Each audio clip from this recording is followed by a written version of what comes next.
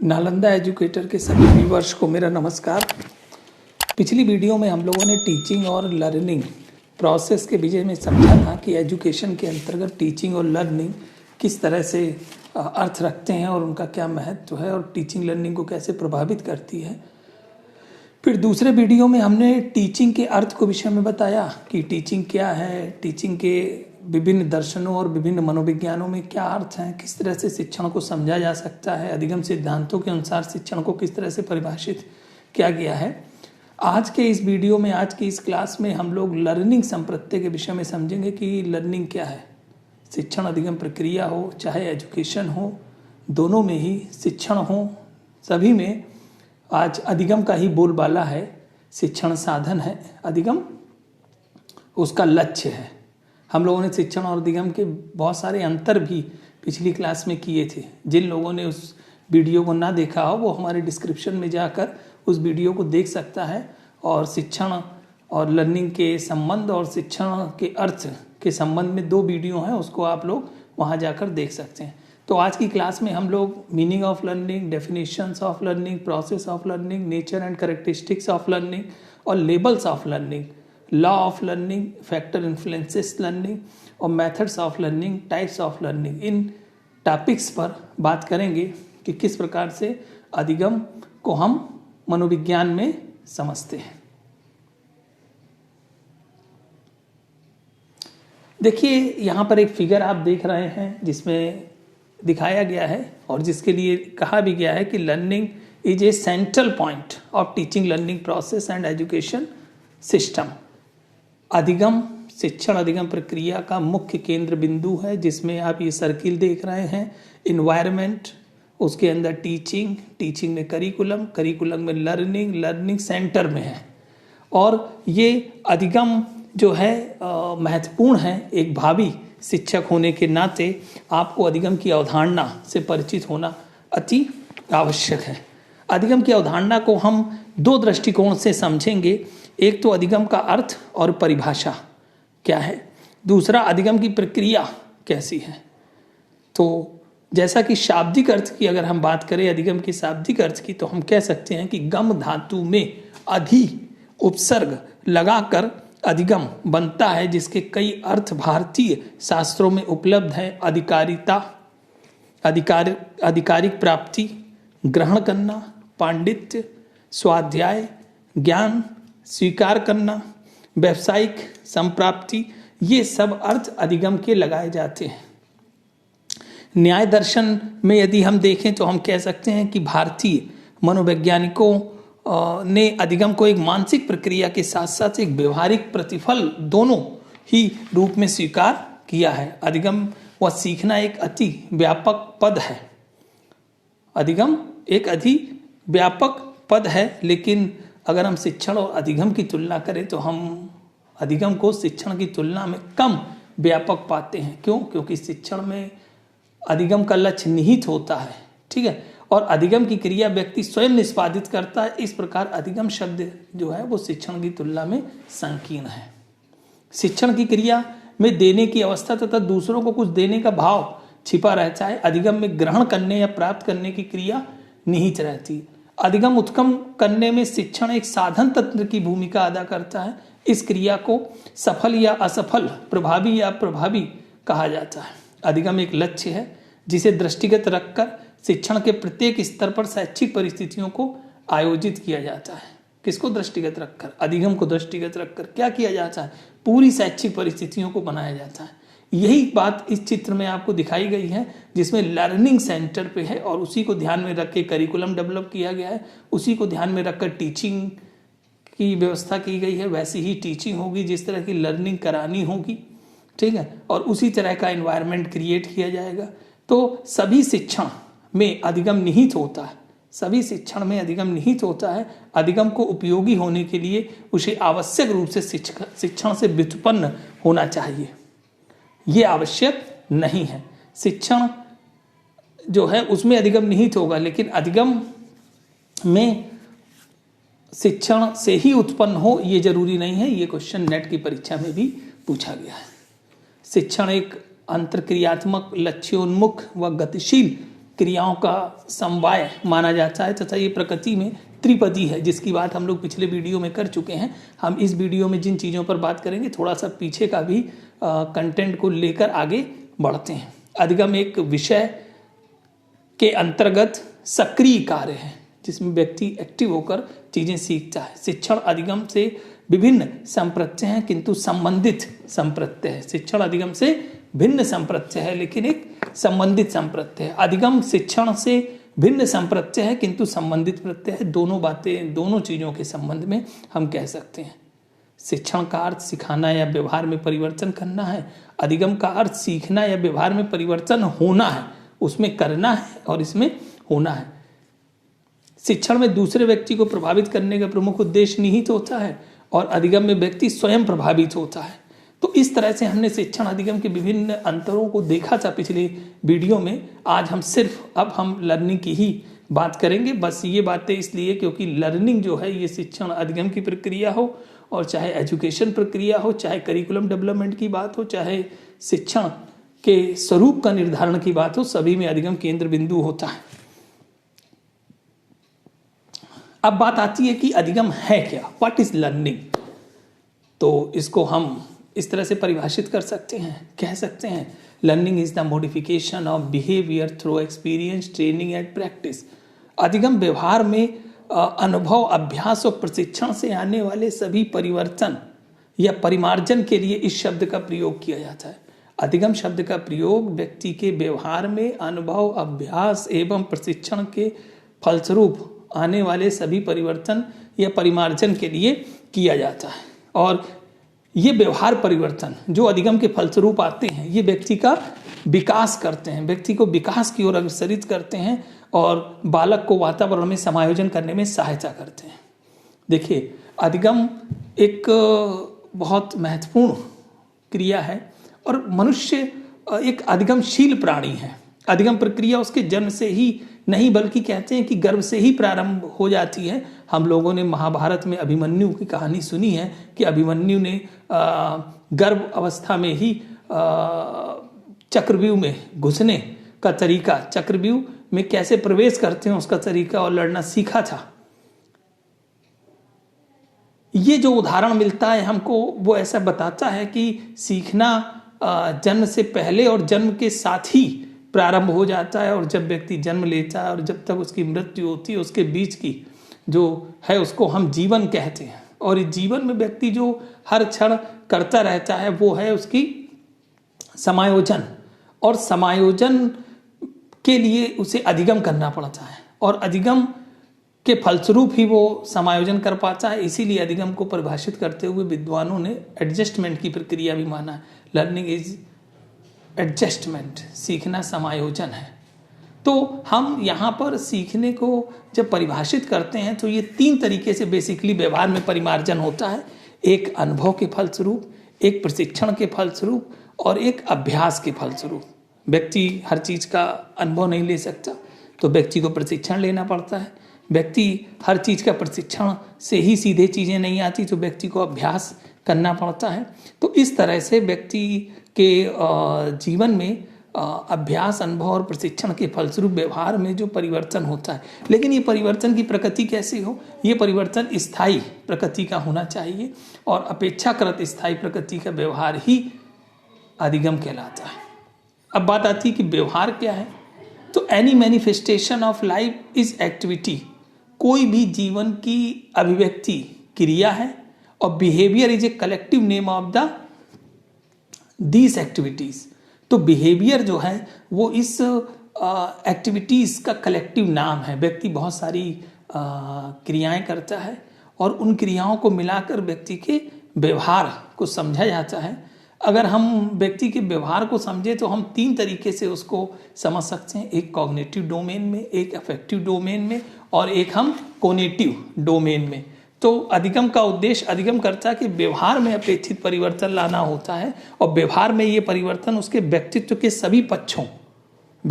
सभी पक्षों व डोमेन में लाए जाते हैं। तभी शिक्षण सफल होता है या अधिगम सफल होता है जब व्यक्ति के ज्ञानात्मक पक्ष, भावात्मक पक्ष और क्रियात्मक पक्ष, तीनों पक्ष में परिमार्जन होता है। ज्ञान होना पूरा अधिगम नहीं है। भाव में उतरना चाहिए, क्रिया में उतरना चाहिए, तभी हम उसे अधिगम की सफलता कहेंगे, शिक्षण की सफलता कहेंगे। व्यवहार पद अपने अर्थ, कार्य क्षेत्र व उपयोग के संदर्भ में एक काफी बड़ा संप्रत्यय है। और वुडवर्थ ने लिखा है कि जीवन की किसी भी अभिव्यक्ति को क्रिया कहा जाता है। जीवन की किसी भी अभिव्यक्ति को क्रिया कहा जा सकता है, और व्यवहार ऐसी सभी क्रियाओं का एक संयुक्त नाम है। तो ये जो आप परिभाषा देख रहे हैं, any manifestation of life is activity and behaviour is collective name of this activity, ये डेफिनेशन आपकी वुडवर्थ की है। अतः व्यवहार शब्द का प्रयोग हमारी उन सभी क्रियाओं, गतिविधियों के लिए प्रयोग में किया जा सकता है जिन्हें हमारे द्वारा जिंदगी की विभिन्न परिस्थितियों में किसी न किसी रूप में संपन्न किया जा सकता है। जीवन की यात्रा के प्रारंभ से लेकर आखिरी सांस तक हमारे जीवन का कोई पल ऐसा नहीं है जब हम किसी न किसी प्रकार की क्रिया या गतिविधि में रत ना हो। हम कोई ना कोई कार्य हमेशा करते रहते हैं। जब हम किसी से ये पूछते हैं क्या कर रहे हो, वो कहता है कुछ नहीं, तो ये उसका आंसर सही नहीं होता, ये गलत आंसर होता है, क्योंकि किसी भी समय ऐसा नहीं होता है कि व्यक्ति कुछ ना कर रहा हो। हम करने को केवल कार्य करना नहीं है, भाव करना भी करना है, सीखना, समझना, सोचना, थिंकिंग करना भी क्रिया करना है। और इस तरह से हम शांत और निष्क्रिय अवस्था में भी निश्चय रूप से कुछ ना कुछ अवश्य कर रहे होते हैं। कर्मेंद्रियों के निष्क्रिय रहने पर भी हमारा दिल और दिमाग कुछ ना कुछ कर रहा होता है। जब तक जीवन का कोई भी पल ऐसा नहीं है जब हम जीवन की किसी भी काम में दिमागी कसरत करने या हृदय से अनुभव करने जैसी क्रिया में संपन्न करने में रत ना हो, तो हम कह सकते हैं कि व्यवहार के 3 पक्ष होते हैं, कॉग्निटिव पक्ष, अफेक्टिव पक्ष और क्रियात्मक पक्ष, जिसे हम कॉग्निटिव, अफेक्टिव और कॉग्निटिव, कॉग्निटिव, अफेक्टिव और कॉग्निटिव 3 तरीके से समझ सकते हैं। कॉग्निटिव मतलब जब हम इसमें हेड की बात करते हैं, हेड मतलब जो हमारा मस्तिष्क है, जो हमारा मन है, इसकी बात करते हैं, जिसके द्वारा हम चिंतन करते हैं।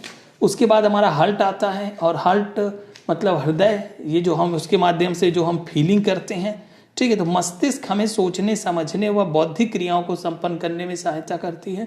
और उसके बाद हृदय जो है, ये भावों और भावनाओं की अनुभूति करने से संबंधित क्रियाएं करने में हमारी सहायता करती है। और तीसरा है कर्मेंद्रियां, और कर्मेंद्रियां जो हैं ये क्रियाकलापों से संबंधित क्रियाएं करने में सहायता करती है। अर्थात इस प्रकार हम कह सकते हैं learning is the modification of cognitive, affective and cognitive domains of behaviour.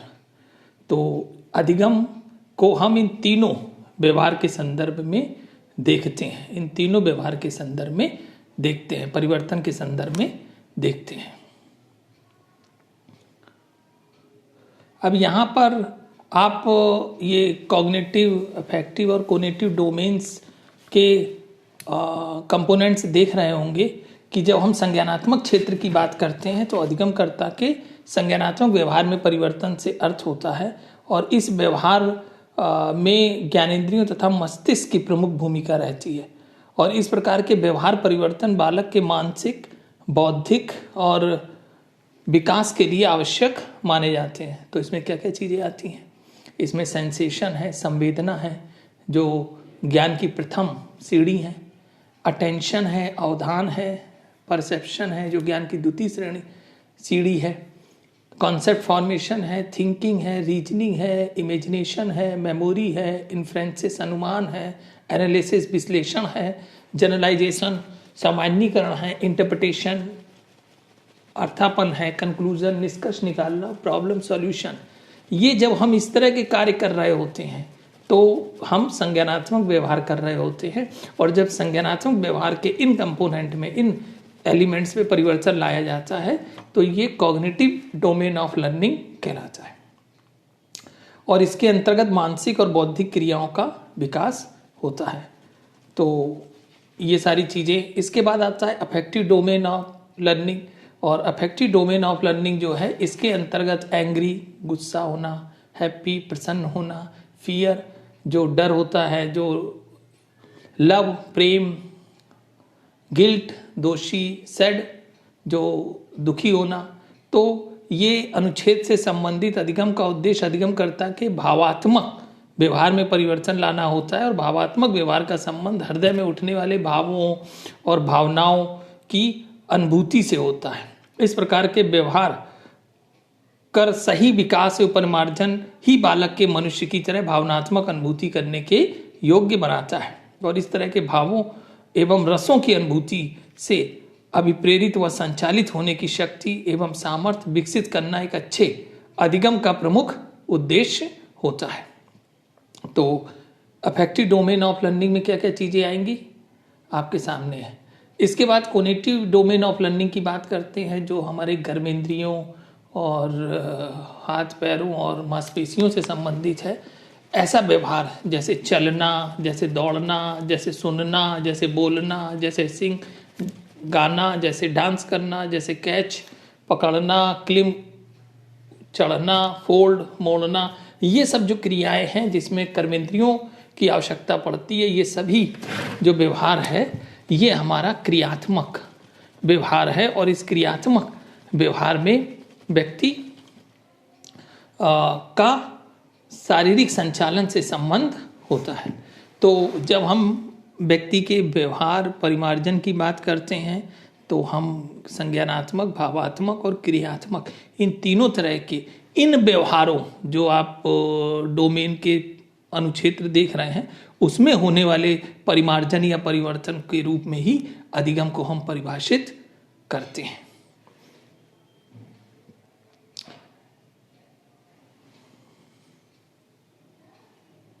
अब हम बात करते हैं सीखने की परिभाषाएं क्या क्या है। तो कुछ परिभाषाएं जो इम्पोर्टेंट हैं वो आपके सामने हैं। Woodworth, the process of acquiring new knowledge and new response is the process of learning.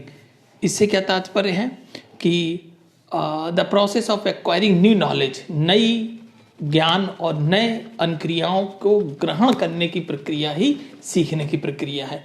इसके द्वारा व्यक्ति जब नया ज्ञान प्राप्त करता है, जब व्यक्ति नई अनुक्रियाएं करना सीखता है तो उसको हम सीखना कहते हैं, जैसा कि वुडवर्थ ने अपने परिभाषा में एक्सप्लेन किया है। इसके बाद हम देखते हैं स्किनर की परिभाषा आती है, learning is the progressive behaviour of adaptation.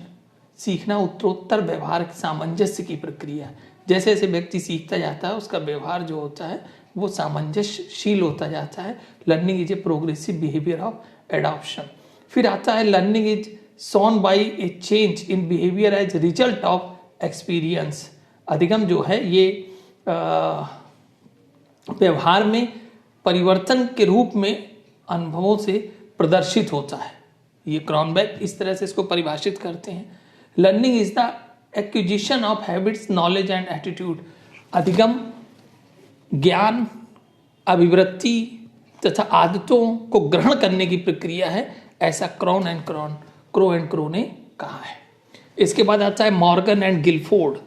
Morgan और गिलफोर्ड की जो परिभाषा है वो कहती है कि learning is some modification of behaviour of organism as a result of experience.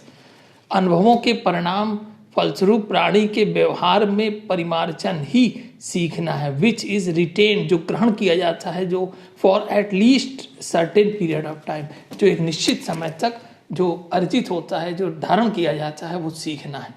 तो सीखने को इन मनोवैज्ञानिकों ने अपने अपने तरीके से परिभाषित किया है।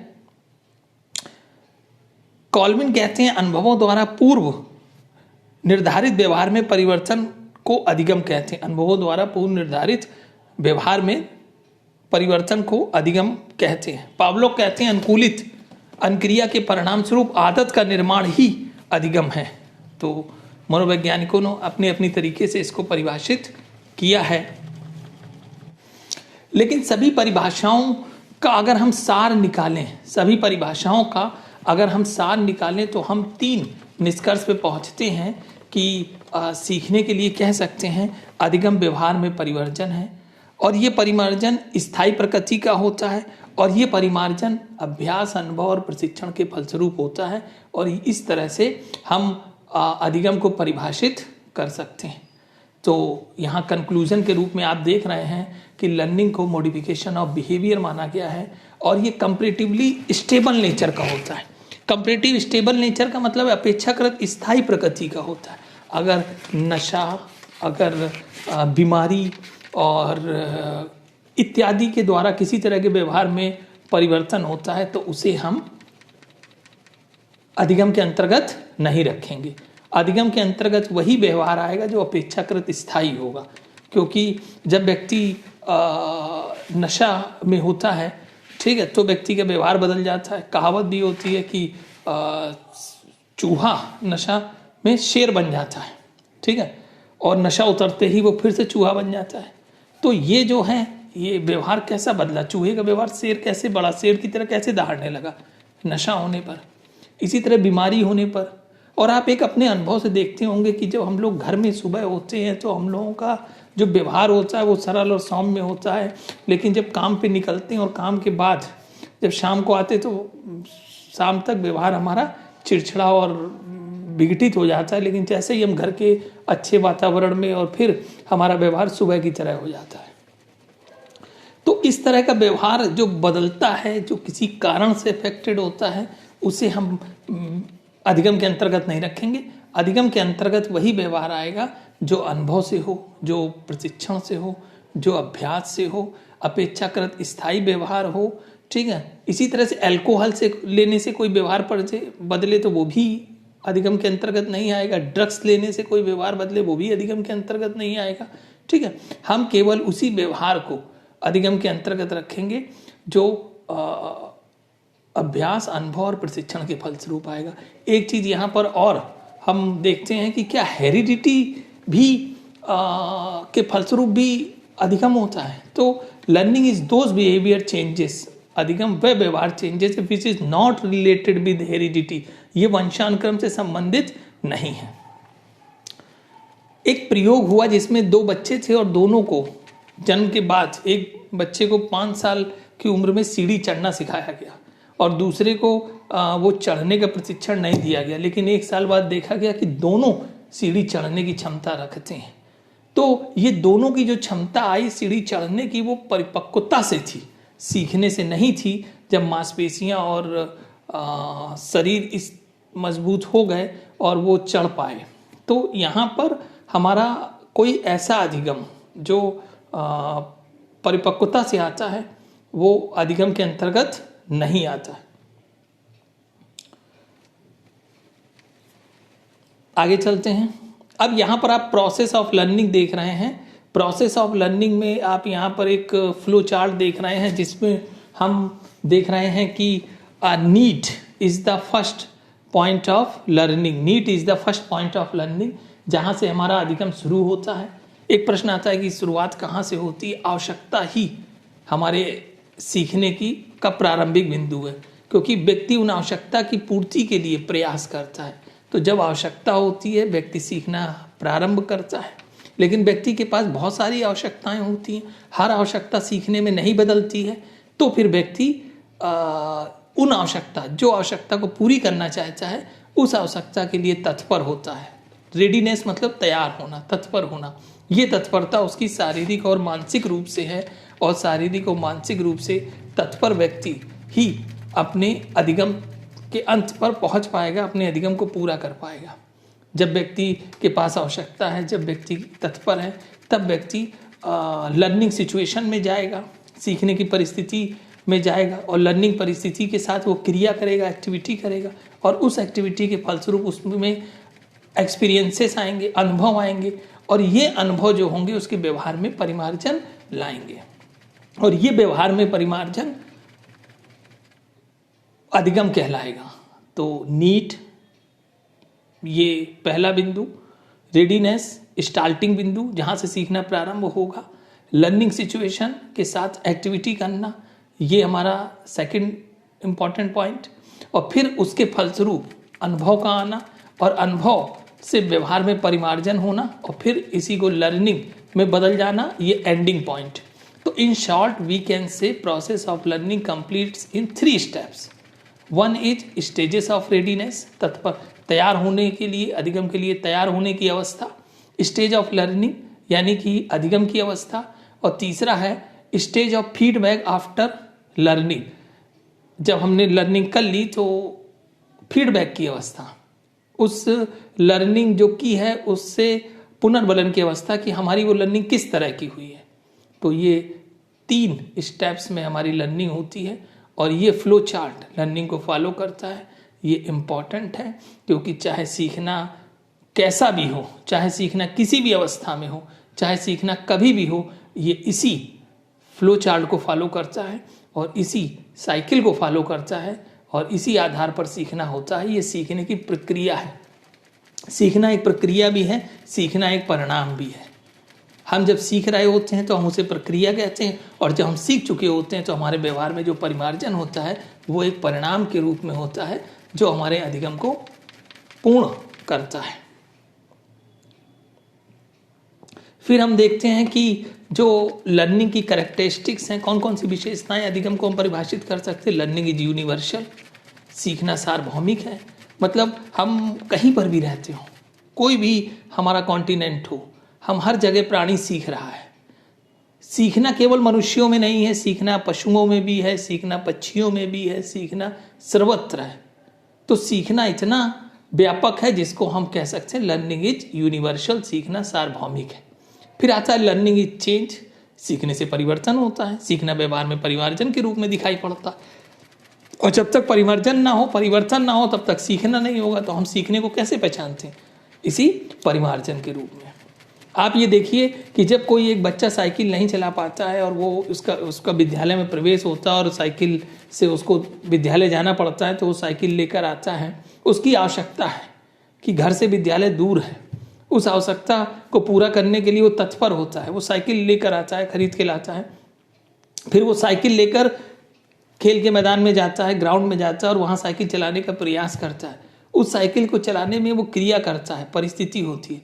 उसके साथ क्रिया करने से उसको अनुभव मिलता है, अभ्यास करता है वो। उसका अभ्यास और अनुभव के फलस्वरूप उसके व्यवहार में परिमार्जन होता है। अब वो साइकिल का वो हैंडल साधने लगता है, साइकिल को पैडल मार के वो साइकिल में बैलेंस बना के साइकिल चलाता है। तो ये जो उसका व्यवहार परिमार्जन हुआ, ये अधिगम के अंतर्गत आएगा। उसने एक कौशल सीखा और ये कौशल साइकिल चलाने का कौशल था जो उसने आवश्यकता, तत्परता और परिस्थिति के साथ क्रिया, उससे प्राप्त अनुभव और अनुभव से उसके व्यवहार में परिमार्जन, और परिमार्जन ही अधिगम है। लर्निंग इज डेवलपमेंट, सीखना विकास है। हम किससे विकास करते हैं? हम जो कुछ सीख रहे होते हैं उसी से विकास करते हैं। शिक्षा हमारी सीखने में सहायता करती है, इसीलिए शिक्षा को आज जीवन का सबसे महत्वपूर्ण आवश्यक तत्व माना गया है। सीखना आज मौलिक अधिकार के रूप में आ गई है और व्यक्तित्व विकास में जैसे स्वतंत्रता, समानता और सारी चीज़ों की आवश्यकता होती है, उसी प्रकार से हमारे सीखने में के लिए आवश्यकता विकास के लिए होती है। और व्यक्ति जैसे जैसे शिक्षा प्राप्त करता जाता है वो सीखता जाता है, विकास करता जाता है। इसीलिए कहा जाता है जिसको जितना विकास करना है वो उतना ज़्यादा सीखे। फिर आता है लर्निंग इज एडजस्टमेंट, सीखना समायोजन है। और समायोजन को तो इतना महत्वपूर्ण चीज़ है कि जो व्यक्ति समायोजित नहीं होते हैं, कुसमायोजित होते हैं, उनका जीवन विघटित हो जाता है। वो तनाव, भग्नाशा, निराशा और द्वंद्व में रहते हैं। व्यक्ति का समायोजित होना बहुत जरूरी है और ये समायोजन उसके सीखने से आता है। जब वो व्यक्ति कोई नए वातावरण में प्रवेश करता है तो वो वातावरण के नियमों को, वातावरण की परिस्थितियों को उसे समझना होता है, उसमें उसको ढलना होता है। और अगर वो नहीं ढल पाता है तो उसका कुछ समायोजन हो जाता है। तो वो ढलने के लिए सीखता है और वो सीख कर उसमें समायोजित हो जाता है। लर्निंग इज पर्पजिव, सीखना उद्देश्यपूर्ण है। ठीक है, जैसे एक साइकिल चलाना उसका उद्देश्य था कि एक इस विद्यालय तक जाना, उस दूरी को तय करना जो उसके घर से दूर है। तो कोई भी लर्निंग हो उसका एक उद्देश्य होता है। कोई भी लर्निंग हो उसमें एक उद्देश्य छिपा होता है और उसी उद्देश्य के कारण व्यक्ति सीखता है। नहीं तो सीखने को तो बहुत सारी चीज़ें पड़ी हैं। ठीक है, व्यक्ति हर चीज़ तो सीखता नहीं है। जिसकी उसे आवश्यकता होती है, जिस चीज़ में उसका उद्देश्य होता है, उसकी प्राप्ति के लिए वो सीखता है। तो learning is purposive. Learning is transferable. Transferable मतलब अधिगम स्थानांतरण होता है और अधिगम स्थानांतरण ही वास्तविक अधिगम है। हम कोई चीज़ किसी परिस्थिति में सीखते हैं, उसका दूसरी परिस्थिति में प्रयोग करते हैं, इसे हम अधिगम स्थानांतरण कहते हैं। व्यक्ति जब ज्ञान का व्यक्ति जब अभिवृत्ति का, व्यक्ति जब कौशल का दूसरी परिस्थितियों में प्रयोग करता है, उसे अधिगम स्थानांतरण या प्रशिक्षण का स्थानांतरण कहते हैं। और ये शिक्षा का में वो महत्वपूर्ण तत्व है जिसके लिए सारा जोर दिया जाता है कि व्यक्ति कक्षा में जो कुछ सीख रहा है उसे अपने व्यवहारिक जीवन में प्रयोग करे। व्यक्ति जो विद्यालय में गणित पढ़ रहा है उसको बाजार में सामान खरीदने में प्रयोग करे, और जो व्यक्ति जितना इसमें सफल होता है वो उतना अधिक विकास करता है। व्यक्ति केवल ज्ञान का ही स्थानांतरण नहीं करता, अभिवृत्ति का भी स्थानांतरण होता है, कौशल का भी स्थानांतरण होता है। जब व्यक्ति साइकिल चलाना सीख जाता है तो वो मोटरसाइकिल चलाने में उसके ज्ञान का प्रयोग करता है, तो मोटरसाइकिल चलाना उसके लिए सरल हो जाता है क्योंकि वो पहले साइकिल सीख चुका है। तो इसी तरह से मोटरसाइकिल के बाद वो कार चलाना सीखता है, तो कार चलाना सीखने में मोटरसाइकिल चलाने का ज्ञान प्रयोग में आता है। तो व्यक्ति का कोई नया ज्ञान सीखने में पुराने ज्ञान का वो प्रयोग करता है। ठीक है, वो टाइपिंग जानता है, वो पियानो बजाने में सहायता करेगा उसका वो ज्ञान। तो इस तरह से हर एक नॉलेज, कोई भी नॉलेज जीरो से स्टार्ट नहीं होती, कुछ नया सीखने में हम पूर्व ज्ञान का प्रयोग करते ही हैं। फिर आता है learning is A mental process, सीखना एक मानसिक प्रक्रिया है। ठीक है, तो ये एक इम्पॉर्टेंट लर्निंग की विशेषता है क्योंकि व्यक्ति मानसिक रूप से सीखता है, मस्तिष्क शक्तियों का प्रयोग करता है। और जो भी मानसिक शक्तियाँ आप लोग देख रहे थे, जिसमें सेंसेशन था, जिसमें अटेंशन था, जिसमें परसेप्शन था, जिसमें कॉन्सेप्ट फॉर्मेशन था, थिंकिंग थी, लॉजिक था, और उसके बाद प्रॉब्लम सॉल्यूशन और इमेजिनेशन, मेमोरी, ये सब मानसिक शक्तियाँ हैं। और इन शक्तियों को वो सीखने में लगाता है। इन शक्तियों का प्रयोग कर कर ही उसे सीखना संभव हो पाता है। जब उसका ध्यान किसी चीज़ पर जाता है, जब वो संवेदना किसी चीज़ से महसूस करता है, जब वो उसके संबंध में अपना एक स्कीमा बनाता है, जब वो उसको संप्रत्यय को समझता है, और जब वो उसके विषय में सोचता है, उसको एक्सप्लोर करता है, उसमें मॉडिफिकेशन करता है, उसमें संज्ञान की क्रियाओं को लगाता है, तब वो उसको फिर रिटेन करता है, मेमोरी में धारण करता है, और धारण करने के फलस्वरूप फिर वो उसको अपने व्यवहार में लेता है और आवश्यकता पड़ने पर उसका प्रयोग करता है। तो learning is A mental process. Mental, इसमें जो एबिलिटीज़ हैं, मानसिक शक्तियाँ जो हैं, वो इसमें प्रयोग में लाई जाती हैं, और ये एक सीखने की एक बहुत महत्वपूर्ण विशेषता है। फिर आता है learning is A continuous and creative. सीखना कंटिन्यूअस, निरंतर होता है, जीवन पर्यंत चलता है। सीखना किसी एक अवस्था से संबंधित नहीं है, सीखना केवल किसी आयु से संबंधित नहीं, हर आयु में व्यक्ति सीखता है। शैशवावस्था से सीखना शुरू करके, जन्म से सीखना शुरू करके वो वृद्धावस्था तक सीखता रहता है। हम सीखने को केवल औपचारिक शिक्षण के रूप में नहीं ले सकते कि जब वो विद्यालय जा रहा है तभी सीख रहा है। हम औपचारिक शिक्षा या शिक्षण या औपचारिक अधिगम को समझते हैं, उसके साथ अनौपचारिक अधिगम भी होता है।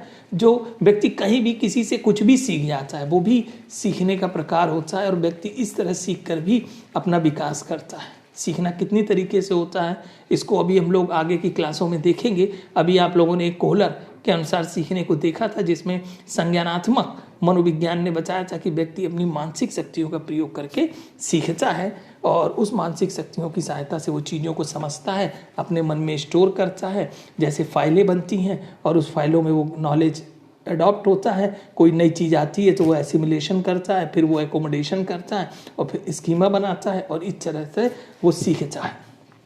उसका संज्ञानात्मक विकास होता है। पियाजे का कॉग्निटिव डेवलपमेंट इन सब चीज़ों को डिटेल से बताता है। हम लोग आगे इस पर बात करेंगे। यहाँ पर जो सीखना कंटिन्यूअस है, ये जीवन पर्यंत अंतिम सांस तक व्यक्ति सीखता है। हम सामाजिक अधिगम भी करते हैं, और हम किसी को देखकर भी, अनुकरण द्वारा भी अधिगम करते हैं, और वो सब भी अधिगम के अंतर्गत आता है। सीखना क्रिएटिव होता है। ठीक है, इसमें व्यक्ति कई विकल्पों का प्रयोग करता है। व्यक्ति जब सोचता है तो वो कई ढंग से सोचता है, और किसी ढंग से जिससे उसका सीखना सरल हो, सीखना जल्दी हो, उसका प्रयोग करता है। तो जो लर्निंग की प्रक्रिया है वो सृजनात्मक प्रक्रिया भी है। इसके बाद आता है learning is response to total situation. सीखना संपूर्ण परिस्थिति में एक प्रतिक्रिया है, व्यक्ति उसी तरह से प्रतिक्रिया करता है जिस तरह का वो सीख रहा होता है। तो हम परिस्थितियों के साथ प्रतिक्रिया करने के रूप में भी सीखने को समझते हैं। थार्नडाइक ने उद्दीपक क्रिया के बीच में बॉन्ड करने को कहा। पेवलॉक ने अस्वाभाविक उद्दीपक की स्वाभाविक अनुक्रिया से जोड़ दिया, उसके संबंध को बनने को सीखना का। तो इस तरह से जैसी हमारी सिचुएशन होगी वैसा रेस्पॉन्स करना ही लर्निंग है। जैसी उद्दीपक होगा वैसी अनुक्रिया करना ही सीखना है। Learning is product of activity and environment. सीखना वातावरण और क्रिया का परिणाम है। व्यक्ति के पास जैसा वातावरण होता है, उस व्यक्ति वातावरण में जैसी वो क्रिया करता है, उस तरह के वो अनुभव प्राप्त करता है। उस तरह के अनुभव प्राप्त करके उसके व्यवहार में उस तरह के परिमार्जन आते हैं। तो सीखना अनुभव को प्राप्त करना है। सीखना वातावरण और क्रिया के साथ अनुभव की प्राप्ति होती है। फिर आता है learning involves reconstruction of experience. अनुभव के पुनः संरचना करना ही सीखना है। ये चीज़ प्रयोजनवादियों ने अपने दर्शन में बताई है कि अनुभवों की पुनः संरचना। हर व्यक्ति नित्य प्रतिदिन अनुभव प्राप्त करता रहता है। ठीक है, एक छोटा बच्चा है, वो एक जलती हुई मोमबत्ती को देखता है और कौतूहल बस उसे जाके छू लेता है और जल जाता है, रोता है, और उससे उसे अनुभव प्राप्त होता है कि जलती हुई चीज़ जो है वो जला देती है, उससे दर्द होता है और वो फिर उसे दोबारा कभी नहीं छूता है। उसके व्यवहार में परिवर्तन आया, उसके व्यवहार का ये परिवर्तन स्थायी परिवर्तन हुआ और ये अधिगम हुआ, अनुभवों से आया। अब जीवन में जैसे जैसे वो बढ़ता जाएगा, उसके अनुभव बढ़ते जाएंगे, उसके अनुभवों की पुनः संरचना होती जाएगी। तो इस तरह व्यक्ति जीवन पर्यंत अनुभव प्राप्त करता है और उन अनुभवों में नई चीज़ों का जोड़ना, पुनः संरचना करना ही अधिगम कहलाता है। फिर learning is A relationship between stimulus and response. जैसा कि थॉर्नडाइक ने कहा, जैसा कि स्किनर ने कहा ऑपरेंट कंडीशनिंग में, कि सीखना उद्दीपक अनुक्रिया के बीच में संबंध बनना है। इस तरह को भी हम लोग सीखना कहते हैं कि जैसे ही प्राणी उद्दीपक उपस्थित होता है उसी तरह की प्राणी क्रिया करता है और उस उद्दीपक के आने पर प्राणी उस अनुक्रिया को करना सीख लेता है। फिर आता है learning helps in the balance development of personality. सीखना जो है वो एक संतुलित व्यक्तित्व के विकास में सहायता करती है। सीखना व्यक्तित्व, संतुलित व्यक्तित्व विकास में सहायता करती है का तात्पर्य हो गया कि व्यक्ति का व्यक्तित्व वो बेहतर होता है जिसमें उसका व्यवहार बैलेंस हो, और व्यवहार बैलेंस होगा जब उसने बेहतर तरीके से सीखा होगा। और बेहतर तरीके से सीखना जो है ये उसके संज्ञानात्मक, भावात्मक और क्रियात्मक जो व्यवहार है उसमें परिमार्जन से होता है और ये पर्सनालिटी के डेवलपमेंट में बैलेंस लाता है और व्यक्ति का व्यक्तित्व निखरता है इससे। Learning prepares an individual for adjustment and adoption. सीखना किसी व्यक्ति के समायोजन और अनुकूलन के लिए तैयार करती है। ठीक है, और ये जो एडॉप्शन है ये व्यक्ति के मानसिक स्वास्थ्य से संबंधित होता है। मानसिक स्वास्थ्य को जो हम पढ़ते हैं तो वहाँ पर ये कहा जाता है कि वातावरण के अनुकूल ढल जाना या वातावरण को अपने अनुकूल ढाल लेना एक मानसिक रूप से स्वस्थ व्यक्ति की निशानी है। और अगर ये व्यक्ति नहीं कर पा रहा है तो उसका मानसिक स्वास्थ्य बिगड़ जाएगा। तो सीखना व्यक्ति के मानसिक स्वास्थ्य को सुधारने में सहायता करती है। सीखना व्यक्ति के अनुकूलन, समायोजन करने में हेल्प करती है। तो व्यक्ति सीख लेता है। कहीं नई जगह पे गए, जैसे हम लोग एक कहावत कहते हैं, जैसा देश वैसा भेष। जिस देश में गए जहाँ की भाषा है, बोली है, खान पान है, उसको अडॉप्ट कर लें और उसके वातावरण में रहने में हमें कोई दिक्कत नहीं होगी। और अगर हम अडॉप्ट नहीं करेंगे तो फिर वहाँ में कठिनाई होगी। तो सीखने को हम व्यक्तित्व के संदर्भ में समायोजन के रूप में भी देखते हैं। इससे व्यक्ति का विकास होता है और ये ही मुख्यतः समायोजन और सीखना ही व्यक्ति जीवन पर्यंत करता रहता है। Learning is related with cognitive and affective and cognitive domain of behaviour. संज्ञानात्मक, भावात्मक और क्रियात्मक व्यवहार से संबंधित होता है सीखना, और इसमें परिमार्जन को ही हम अधिगम कहते हैं। यहाँ पर एक लर्निंग के आप लेवल्स देख रहे हैं जिसमें मेमोरी लेवल्स, अंडरस्टैंडिंग लेवल्स और रिफ्लेक्टिव लेवल्स दिखाए गए हैं। और मेमोरी लेवल सबसे नीचे स्तर का सीखना है, उसके बाद अंडरस्टैंडिंग जो बोध स्तर का सीखना है, फिर चिंतन स्तर का सीखना है। जब बच्चा छोटी कक्षाओं में होता है तो वो मेमोरी लेवल पे सीख रहा होता है। जब बच्चा शैशवावस्था में होता है तो वो मेमोरी लेवल पे सीख रहा होता है। मेमोरी लेवल का सीखना विचारहीन सीखना है। अंडरस्टैंडिंग लेवल ऑफ लर्निंग जो है ये विचारपूर्ण सीखना है। बच्चा अब चीज़ों का अर्थ समझ के सीख रहा है, बच्चा अब बोध कर रहा है, पहले क्या है सीख रहा है, अब कैसे है सीख रहा है, ठीक है, क्यों है सीख रहा है। रिफ्लेक्टिव लेवल में वो और अधिक विचारपूर्ण करके सीखता है, गहन गुण विचार करके सीखता है, और चिंतन के द्वारा सीखते हुए वो क्या, क्यों, कैसे, कब, कहाँ सारे प्रश्नों की चर्चा करता है। तो अंडरस्टैंडिंग लेवल ऑफ लर्निंग ये माध्यमिक स्तर पर होता है और रिफ्लेक्टिव लेवल ऑफ लर्निंग उच्च स्तर पर होता है। शिक्षा को भी हमने 3 स्तरों पर बांटा है, प्राथमिक, माध्यमिक और उच्च। यहाँ पर शिक्षण को भी हम 3 स्तरों पर बांटते हैं, memory level of teaching, understanding level of teaching और रिफ्लेक्टिव लेवल ऑफ टीचिंग। हम अधिगम को भी 3 स्तरों पर बांटते हैं, memory level of learning, understanding level of learning और रिफ्लेक्टिव लेवल ऑफ लर्निंग। तो ये लो है लेवल जो मेमोरी लेवल है, लेकिन ये ऊपर के दोनों लेवल का आधार है। हम रिफ्लेक्टिंग लेवल चिंतनपूर्ण स्तर पर तभी सीख सकते हैं जब हमें स्मृति स्तर और अंडरस्टैंडिंग स्तर का ज्ञान हो। हम अंडरस्टैंडिंग लेवल पे तभी सीख सकते हैं जब हम मेमोरी लेवल पे जानते हो। तो यहाँ पर ये तीनों स्तर जो हैं ये सीखने के स्तर हैं और इन स्तरों में हमारा सीखना चलता है।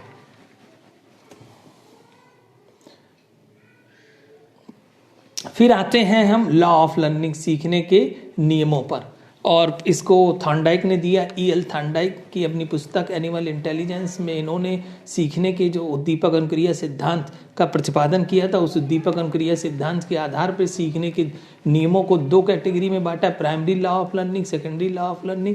प्राइमरी लॉ ऑफ लर्निंग में 3 सीखने के नियम बताएं। लॉ ऑफ रेडीनेस, जैसे अभी हम लोगों ने प्रक्रिया, सीखने की प्रक्रिया में भी देखा कि जो तत्परता है वो सीखने का प्रारंभिक बिंदु है। व्यक्ति जितना अधिक तैयार होगा, शारीरिक रूप से तैयार होना, मानसिक रूप से तैयार होना, व्यक्ति सीखने के लिए तैयार होगा तभी वो सीख सकता है। और जब तक व्यक्ति स्वयं से सीखने के लिए तैयार ना हो, कोई उसे सिखा नहीं सकता है। तैयार होना मतलब अब वो सीखने के लिए इच्छुक है, शारीरिक रूप से, मानसिक रूप से। फिर आता है लॉ ऑफ प्रैक्टिस, सीखने के लिए वो कितना अभ्यास करता है, ठीक है। करत करत अभ्यास से जड़मत होत सुजान, रस्सी आवत जात से सिल पर पड़त निशान, ये आपने सुना है। और इसमें हम देखते हैं कि अब बार बार रस्सी के प्रयोग से उस मजबूत पत्थर पर भी निशान पड़ जाता है। तो व्यक्ति बार बार प्रयास करने से सीखना भी संभव हो जाता है। 2 तरह के लोग होते हैं, एक इंटेलिजेंट और एक डिलीजेंट। डिलीजेंट मतलब मेहनती। तो जो लोग बुद्धिमान बहुत नहीं हैं लेकिन मेहनती हैं, वो भी किसी चीज़ को सीख सकते हैं। तो सीखने में व्यक्ति की जिन कारकों की आवश्यकता होती है, जिन नियमों की आवश्यकता है, उसमें एक बहुत महत्वपूर्ण नियम अभ्यास का नियम भी है। और अभ्यास का नियम उपयोग और अनुपयोग का नियम भी कहलाता है। हम किसी चीज़ का जितना उपयोग करते हैं उतना वो हमारे अभ्यास में बनी रहती है, और जितना अभ्यास में बनी रहती है उतना हम उसे व्यवहार में ले सकते हैं, तो वो हमारे सीखने में शामिल होती है। और जब हम उपयोग करना बंद कर देते हैं तो फिर वो हमारे प्रयोग से चली जाती है, व्यवहार से चली जाती है। पान पड़े घोड़ा अड़े, पान पड़े घोड़ा अड़े, विद्या भी सड़ जाए, बाटी पे रोटी जले, यदि उसे फेरा ना जाए। जैसे जो बाटी होती है मतलब चूल्हा, चूल्हे में रोटी जल जाती है, उसे यदि फेरा नहीं जाए, तांगे वाले का तांगा लड़ जाता है यदि तांगे वाला तांगे को, घोड़े को ठीक से हाके ना। उसी तरह से पान वाला भी पान को पलटता रहता है, वो पत्ते जो होते हैं वो एक तरफ रखे रहने से सड़ जाते हैं। तो विद्या भी सड़ जाती है यदि उसे फेरा ना जाए। तो अभ्यास का नियम एक बहुत महत्वपूर्ण नियम है। फिर लॉ ऑफ इफेक्ट, प्रभाव का नियम। ये प्रभाव का नियम ही स्किनर का क्रिया प्रसूत अनुबंधन सिद्धांत का विस्तार है। ये लॉ ऑफ इफेक्ट जो है ये क्रिया प्रसूत अनुबंधन रूप में हम देखते हैं। इस नियम को उन्होंने विस्तार करके समझाया है कि जिस क्रिया को करने से प्राणी के ऊपर अच्छा प्रभाव पड़ता है उस क्रिया को प्राणी व्यवहार में अपना लेता है, और जिस क्रिया को करने से प्राणी के ऊपर अच्छा व्यवहार नहीं पड़ता उसको वो करने से छोड़ देता है। स्वाभाविक है, जब प्राणी कोई क्रिया करता है तो वो फीडबैक चाहता है। अभी हमने लर्निंग के साइकिल में एक स्टेप देखा था, फीडबैक ऑफ लर्निंग। तो वहाँ पर यदि उसके ऊपर नकारात्मक प्रभाव पड़ रहा है, ठीक है, लोग उसकी क्रिया को पसंद नहीं कर रहे हैं, तो उससे वो व्यवहार में क्यों लेगा, उसे वो स्वतः है छोड़ देगा।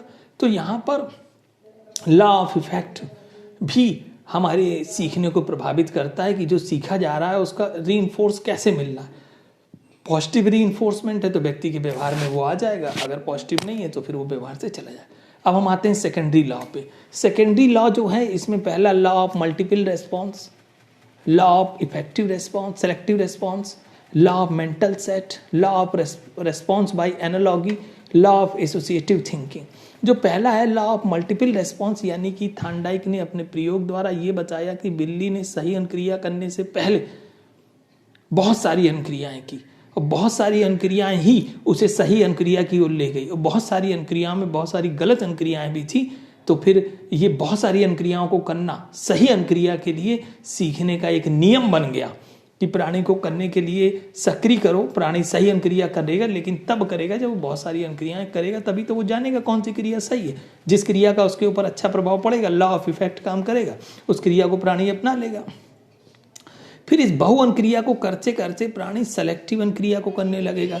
वो सेलेक्टिव अनुक्रिया जो प्राणी चयनित करता जाएगा, जो क्रिया उसके लिए लाभदायक नहीं होगी उसको वो छोड़ता जाएगा, और जो क्रिया उसके ऊपर अच्छा प्रभाव डालेंगी, जो लक्ष्य तक ले जाएंगी, उस क्रिया को वो अपना लेगा। फिर लॉ ऑफ मेंटल सेट, यानी सीखने के लिए मनोवृत्ति का नियम भी बहुत महत्वपूर्ण है कि व्यक्ति सीखते समय मानसिक रूप से सीखने के प्रति अभिवृत्ति रखता हो।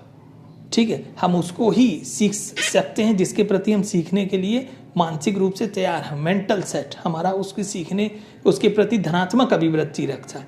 Law of response bye analogy, हम सादृश्यता के द्वारा भी सीखते हैं।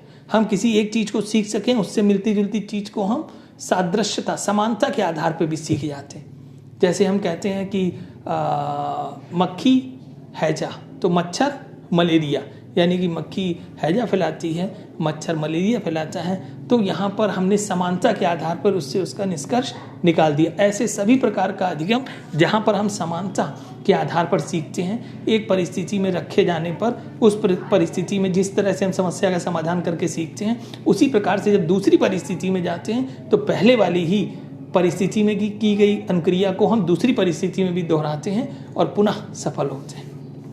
लॉ ऑफ एसोसिएटिव थिंकिंग, जब हम साहचर्य जो परिवर्तन होता है, एसोसिएटिव परिवर्तन, साहचर्य परिवर्तन जो होगा, ये हम पैवलॉक के सिद्धांत में हम इसको देखते हैं कि प्राणी चीज़ों को एसोसिएट करके सोचता है, एसोसिएट करके चीज़ों में परिवर्तन आता है। जैसा कि पैवलॉक ने अपने प्रयोग में किया था, कुत्ते को घंटी का बटन और भोजन का बटन साथ साथ दबाया और जो लार आने की स्वाभाविक क्रिया थी, जो भोजन के उपस्थित होने पर हो रही थी, वो घंटी के होने पर ही, घंटी बजने पर ही होने लगी। यानी कि घंटी और भोजन दोनों एक दूसरे से एसोसिएट हो गए और प्राणी ये समझ गया कि घंटी बजी है तो अब हमको भोजन मिलेगा, और वो लार स्राव करने लगा। तो इस तरह से भी हम लोग सीखते हैं। जो हम लोग बच्चों को छोटे स्तर पर जो संकेत अधिगम के माध्यम से सिखाते हैं, वो लॉ ऑफ एसोसिएटिव थिंकिंग होती है। हम किसी चीज़ से जोड़कर उसको करना सिखाते हैं। जैसे हम का सिखाते समय बचपन में कहते थे गोल गोल अंडा, बाबा जी का डंडा, बकरी की पूंछ, बाबा जी की मूंछ, तो ये का बन गया। अब बच्चे से हम का बनाना सिखा रहे हैं, तो हमने उससे कहा गोल गोल अंडा बनाओ, तो बच्चा वो उसका प्रयास कर रहा है और वो संकेत द्वारा कि गोल गोल अंडा मतलब का जो एक हिस्सा है वो गोल बनेगा, फिर वो इस तरह से डंडा खींचा जाएगा, वो बनाना सीखता है। हम बच्चे को संकेत अधिगम में का से कबूतर, खा से खरगोश, गा से गमला सिखाते हैं, आ से आम, ई से इमली सिखाते हैं। तो वो संकेत अधिगम लॉ ऑफ एसोसिएटिव थिंकिंग, और बाद में फिर वो बच्चा उसको सीख जाता है। इस तरह से सीखने के प्राइमरी और सेकेंडरी कुछ लॉ होते हैं जो सीखने में बहुत महत्वपूर्ण होते हैं, जिनके प्रयोग के द्वारा सीखने को बढ़ाया जा सकता है। फिर वो कारक आते हैं जो सीखने को प्रभावित करते हैं। वो कौन कौन से कारक हैं? आप यहाँ पर एक डायग्राम देख रहे हैं जिसमें बीच में लर्निंग है और चारों तरफ बहुत सारे फैक्टर लगे हुए हैं। इसमें सबसे पहला एज एंड मैच्योरिटी, ये जो आयु और परिपक्वता होती है, ये अधिगम को बहुत अधिक प्रभावित करती है। और आयु, जिस आयु पर बच्चा होता है उस आयु का वो सीखता है। ठीक है, परिपक्वता का भी हमारे सीखने में बहुत प्रभाव पड़ता है। परिपक्वता और अधिगम में अंतर होता है। क्या अंतर होता है? परिपक्वता एक नैसर्गिक प्रक्रिया है, इसके लिए बाह्य उद्दीपन की आवश्यकता नहीं होती। अधिगम व्यक्तित्व में होने वाले परिवर्तनों के लिए प्रयुक्त होता है, जिनके लिए आवश्यक रूप से वंशानुक्रम की प्रक्रिया उत्तरदायी नहीं होती। यह एक प्रकार से मानव की अंतःक्रिया शक्तियों का विकास है। क्या? परिपक्वता मानव की अंतर्निहित शक्तियों का विकास है। और अधिगम, इन्हें सीखने के अनुभवों की आवश्यकता पड़ती है और विशेष प्रयत्न करने पड़ते हैं। मतलब अधिगम को हमें सीखने के लिए विशेष प्रयत्न करने पड़ते हैं। परिपक्वता एक विकासात्मक प्रक्रिया है जिसके अंतर्गत एक व्यक्ति समय के साथ साथ उन सभी विशेषताओं और गुणों को ग्रहण करता है जिसकी नींव उसके गर्भ में आने के समय ही उसकी कोशिकाओं में रखी जा चुकी है। ये बिग्गी हंट कहते हैं परिपक्वता को एक्सप्लेन करते हुए, ठीक है। और सीखने की प्रक्रिया के दौरान व्यवहार में जो परिवर्तन होते हैं वे सदैव किसी न किसी प्रक्रिया, प्रशिक्षण और अनुभव के फलस्वरूप होते हैं, तो ये अधिगम होता है। तो अधिगम जो है ये जन्म के बाद जो व्यवहार में परिमार्जन आ रहा है वो है, और परिपक्वता जो आयु बढ़ने पर जो शारीरिक गुण प्रकट हो रहे हैं वो परिपक्वता है। तो सीखना और परिपक्वता ये दोनों प्रक्रियाएं कुछ इस प्रकार से जुड़ी हैं कि कभी कभी निश्चित रूप से कहना कठिन हो जाता है कि व्यवहार संबंधी किन परिवर्तनों के पीछे सीखने की प्रक्रिया का हाथ है तथा किन के पीछे परिपक्वता का हाथ है, लेकिन इन दोनों में अंतर होता है। वास्तव में देखा जाए तो परिपक्वता और सीखना ये दोनों प्रक्रियाएं एक दूसरे से बहुत अधिक संबंधित हैं। दोनों को लक्ष्य समान है, दोनों ही बालक के व्यवहार में संशोधन एवं परिवर्तन लाती हैं तथा विकास के सभी स्तरों पर साथ साथ चलती हैं। परिपक्वता सीखने में सहायक होती है, या यूँ कहिए कि एक विशेष आयु अथवा परिपक्वता ग्रहण करने से पहले किसी विशेष ज्ञान अथवा कौशल को अर्जित करना संभव नहीं हो पाता है। दूसरी ओर सीखने की प्रक्रिया मानसिक, सामाजिक, संवेगात्मक परिपक्वता अर्जित करने में अत्यधिक सहायक होती। इसलिए बालक को ऐसी बातें सिखाना जिनके सीखने के लिए वो परिपक्व नहीं है किसी अवस्था में भी उचित नहीं है। तो हमें इस बात का ध्यान रखना है कि अगर वो परिपक्व नहीं है तो उन चीज़ों को नहीं सिखाना है, ठीक है। जब वो परिपक्व हो जाएगा तो तब उन चीज़ों को सिखाना है। तो यहाँ पर हम देखते हैं जैसे जैसे उसकी आयु बढ़ती, ग्रेड बढ़ती है, उसके सीखने के अनुभव और अधिक जटिल होते जाते हैं, वो और अधिक सीखना उसका समृद्ध होता जाता है। तो मेच्योरिटी और एज सीखने को प्रभावित करती है। फिजिकल एंड मेंटल हेल्थ, ये जो हमारा शारीरिक और मानसिक स्वास्थ्य, यदि हम शारीरिक रूप से स्वस्थ हैं, मानसिक रूप से स्वस्थ हैं, तो हम बेहतर तरीके से सीख सकते हैं। आप इससे कुछ समझ सकते हैं कि यदि कोई बीमार है, यदि मानसिक रूप से अस्वस्थ है या शारीरिक रूप से अस्वस्थ है, तो उसका सीखना प्रभावित होगा, वो अच्छे से बेहतर तरीके से नहीं सीख पाएगा। तो सीखने के लिए शारीरिक और मानसिक रूप से स्वस्थ होना बहुत जरूरी। इसी प्रकार से रुचि सीखने का एक प्रभावित करने वाला कारक है। जब हमारी किसी चीज़ में सीखने में रुचि होगी तो सीखना अपने आप अच्छा होगा। मोटिवेशन, यदि अभिप्रेरणा है, और अभिप्रेरणा तो सीखने की एक आवश्यक शर्त है। अभिप्रेरणा पाकर सीखना सर्वोत्तम ढंग से आगे बढ़ता है। तो हम यहाँ पर किसी व्यक्ति को कुछ सिखाना चाहते हैं तो उसे अभिप्रेरित करना चाहिए। टीचर उसे अभिप्रेरित करते हैं, माता पिता अभिप्रेरित करते हैं, और अभिप्रेरणा पाकर सीखना और तेज गति से आगे बढ़ता है। अभिप्रेरणा सीखने का उन्नत राजमार्ग है। मनोवैज्ञानिकों ने इस तरह से अभिप्रेरणा के महत्व को सीखने में परिभाषित किया है, ठीक है। अटेंशन, ध्यान देना। व्यक्ति जब ज़्यादा ध्यान देता है, अटेंशन होकर सीखता है, तो फिर वो ज़्यादा सीखता है। टीचिंग मेथड, शिक्षण विधि कौन सी यूज की जा रही है, क्योंकि शिक्षण विधि ही अधिगम के लिए उत्तरदायी होती है। जैसा हमारा विषय हो, जैसे सब्जेक्ट कंटेंट की डिमांड हो, जैसी उसकी नेचर हो, उसी आधार से टीचिंग मेथड को हमें चुनना चाहिए। नेचर ऑफ कंटेंट, हमारा जो कंटेंट है उसका नेचर कैसा है, ये भी अगर हमारा नेचर जो कंटेंट का सरल है तो हम जल्दी सीख जाएंगे। यदि हमारा नेचर ऑफ कंटेंट कठिन है, जटिल है, तो हमें सीखने में समय लगेगा। सीखने के लिए ज़्यादा समय और श्रम लगाना पड़ेगा, मेहनत करनी पड़ेगी। तो कंटेंट का नेचर भी अधिगम को प्रभावित करता है।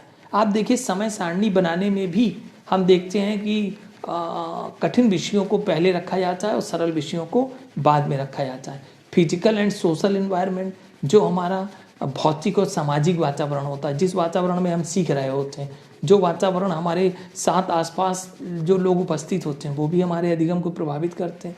इसीलिए माता पिता अपने बच्चों को अच्छे से अच्छे स्कूल में पढ़ाना चाहते हैं, अच्छे से अच्छा फिजिकल एनवायरनमेंट उपलब्ध कराना चाहते हैं, ताकि हमारे बच्चे का सीखना अधिक से अधिक समृद्ध हो।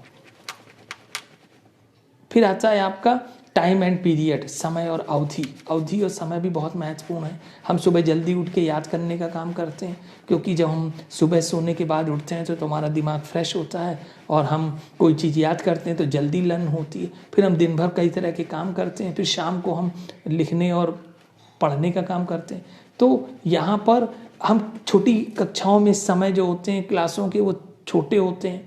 30 मिनट का पीरियड होता है, 25 मिनट का, 35 मिनट का पीरियड। जैसे जैसे कक्षाएं बढ़ती जाती हैं, माध्यमिक स्तर उच्च कक्षाओं में पहुंचते हैं, 45 मिनट, 50 मिनट, 1 घंटा, 1.5 घंटा कक्षाएं चलती हैं। क्यों? क्योंकि उतनी देर वो अटेंशन कर सकते हैं। उनकी अब शारीरिक मानसिक अवस्था इस तरह से विकसित हो गई है कि वो सीखने के लिए, उन चीज़ों के लिए तैयार है। लेकिन छोटी अवस्था में हमें समय और अवधि का ध्यान रखना होगा। उनकी कक्षाएं बड़ी नहीं होंगी और समय का सही समय पर अधिगम की स्थिति उपलब्ध कराई जाएगी। फिर आता है need and use of content. इसका तात्पर्य हो गया है कि जो कंटेंट है उसके लिए हमारी उपयोगिता, हमारे लिए उपयोगिता कैसी है।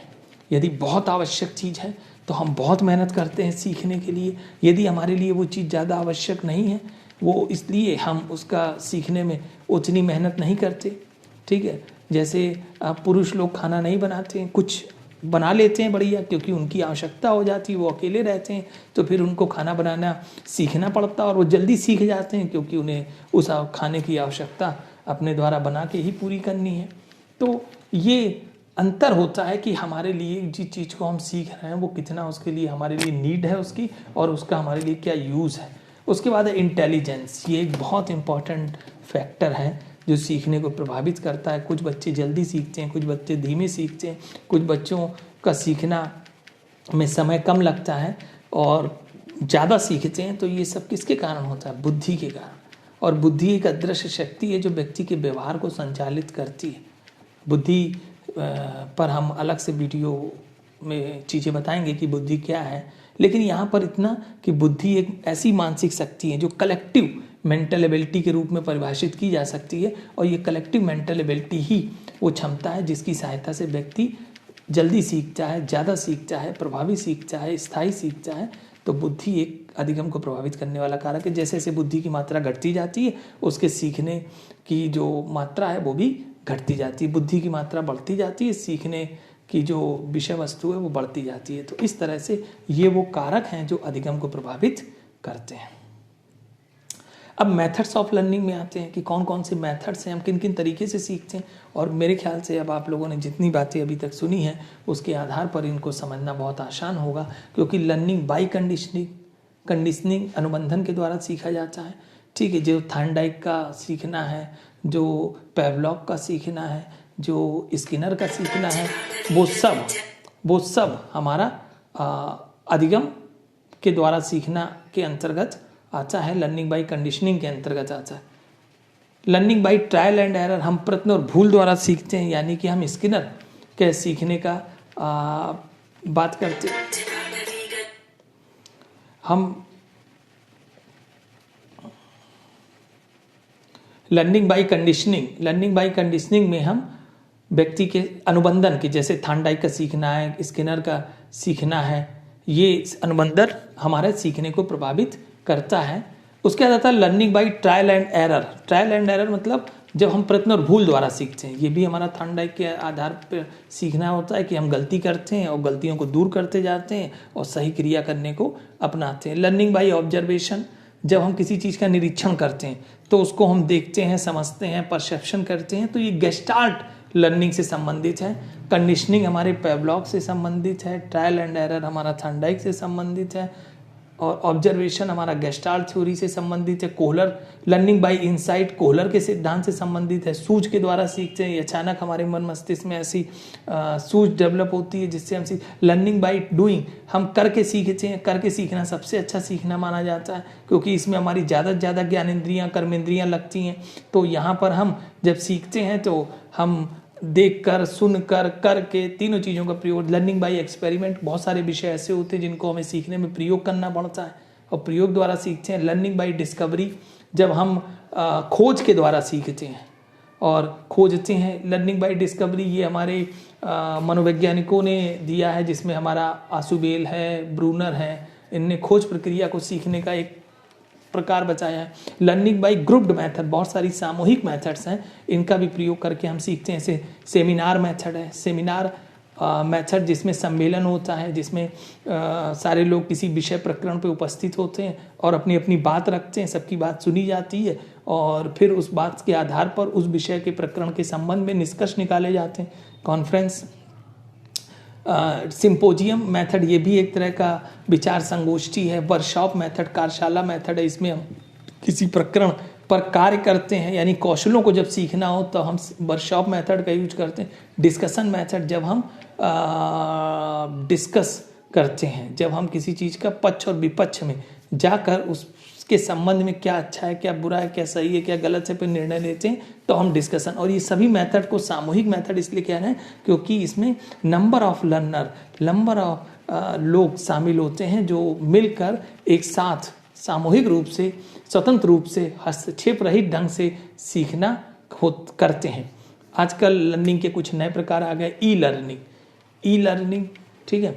और ई लर्निंग मतलब इलेक्ट्रॉनिक जो तरीके से सीखना है, जिसमें ऑडियो वीडियो ऐड करके यूज करके सीखते हैं हम, ठीक है। जिसमें हम इंटरनेट से सीखते हैं, जिसमें हम मोबाइल से सीखते हैं। एम लर्निंग, मोबाइल से सीखते हैं। और ऑनलाइन लर्निंग में भी इसी तरह की लर्निंग, आप यूट्यूब से सीख रहे हैं, ये ऑनलाइन लर्निंग है। हम वीडियो बना के आपके पास शेयर कर रहे हैं, ये भी ऑनलाइन लर्निंग का ही उदाहरण है कि हम इस तरह से सामग्री प्रोवाइड कर दें, आप लोग उससे सीखें।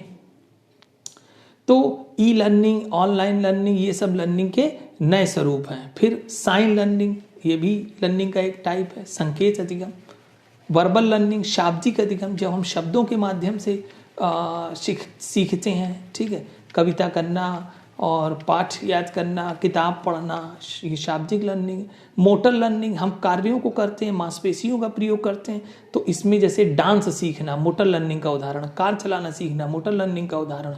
तो जिसमें कार्य शामिल होते हैं, ठीक है। कोई व्यक्ति कार्य कर रहा है, साइकिल चला रहा है, मोटरसाइकिल चला रहा है, इस तरह का कोई कार्य हो गया, टाइपिंग कर रहा है, ये सब मोटर लर्निंग के उदाहरण। डांस कर रहा है, ये मोटर लर्निंग। एटीट्यूड लर्निंग, जिसमें अभिवृत्ति, दृष्टिकोण का, नज़रिए का बनना होता है। हम कहीं जाते हैं, कोई फिल्म देखते हैं और उस फिल्म का हम पर प्रभाव पड़ता है, हमारा एटीट्यूड बदलता है। या हम कोई ऐसी मोटिवेशनल मूवी देखते हैं जहाँ पर हम समाज के लिए, राष्ट्र के लिए कुछ करना चाहते हैं, तो हमारे एटीट्यूड में जो चेंज आता है, एटीट्यूड लर्निंग।